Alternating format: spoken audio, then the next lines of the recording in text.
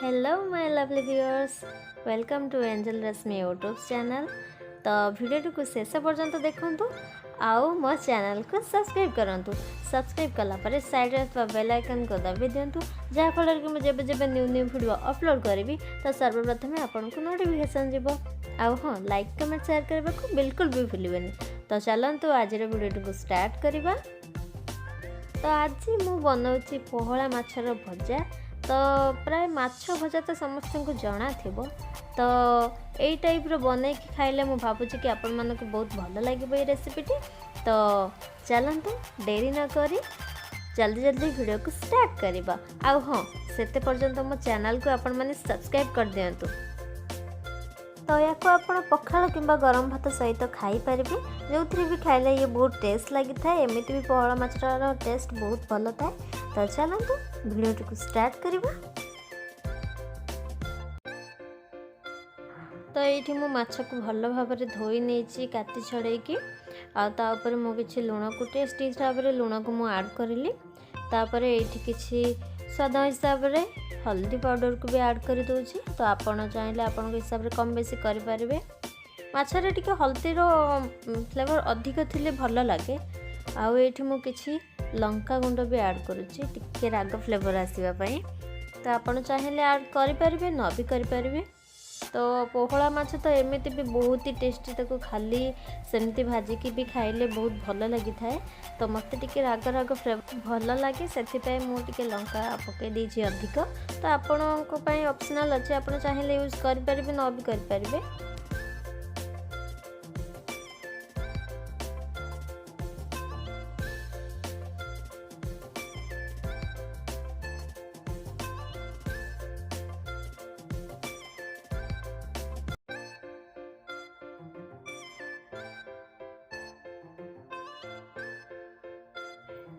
तो ये मु पैन को पूरा भल भाव में गरम कर देछि।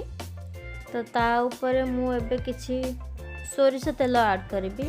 आपण को टेस्ट हिसाब रे जो भी खाइबा तेल यूज करती, तो से तेल आपण यूज कर पारबे। मते टिके माछ भजार सोरिष तेल यूज कले मते टिके भल लगे। जे कौन से आइंस जिनस सोरिष तेल यूज कले मते भल लगे।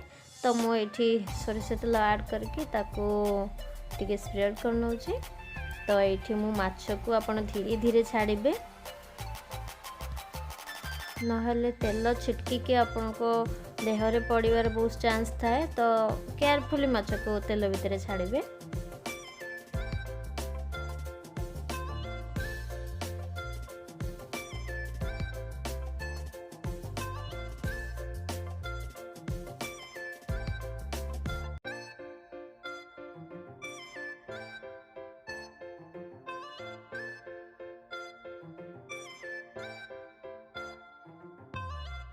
तो माछ गोटे साइड रू हे आसलानी, ताको मु माछ को ओल्टे देबे। एमती केयरफुली ओल्टेबे, नहले माछ भांगी जिबार बहुत चांसेस थाए। तो मोर तो मु माछ को बहुत केयरफुली भाजे, किंतु आज गोटे प्रॉब्लम हे गला कि गोटे माछर मुंडटा टिके भांगी गला। तो से रोषेर तो 19-20 कमी रही थाए। तो सेटा किसी भूल को धरबे आपण मैंने। तो आपण मैंने जब घरे माछ भाजुन तो केयरफुली धीरे धीरे ताको ओल्टाइबे।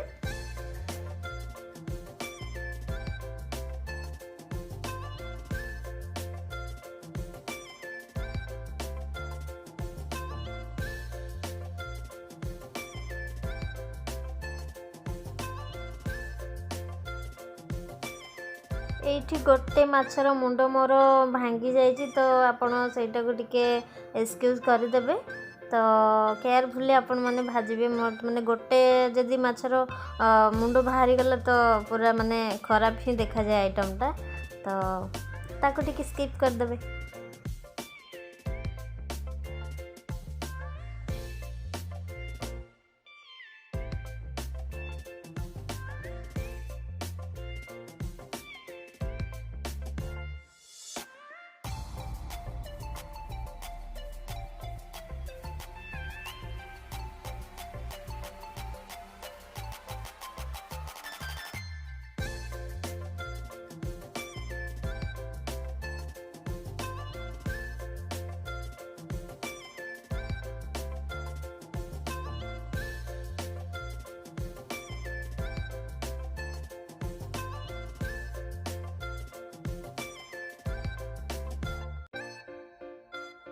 फाइनाली पहला माछर भजा ऑलमोस्ट रेडी हो जाइए।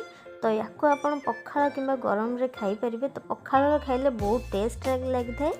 तो आपड़ यही टाइप बनई कि घरे निजे खातु आ घरे समस्त कहतु आ मत कमेंट माध्यम जनातु कि यही रेसिपीटी आपन को केमती लगिला। आ हाँ, मो चैनल को सब्सक्राइब करने को जमार भी भूलिबेनी। वीडियोटी भल लगिले शेयर करंतु।